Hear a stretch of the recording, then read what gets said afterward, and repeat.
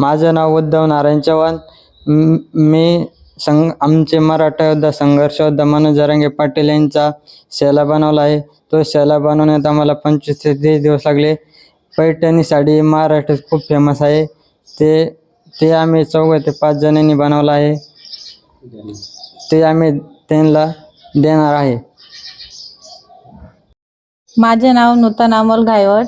मी पैठणी काम करत असताना मनोज दादा जरांगे पाटील यांनी आमच्या समाजासाठी 2 वर्षापासून लढा देत आहे. त्यामुळे मला असं वाटले की पैठणी शेल्यावर त्यांची प्रतिमा साकार करावी. मी ती प्रतिमा साकारली आहे. ती आता मी मनोज जरांगे पाटलांना दाखवून त्यांना भेट देणार आहे.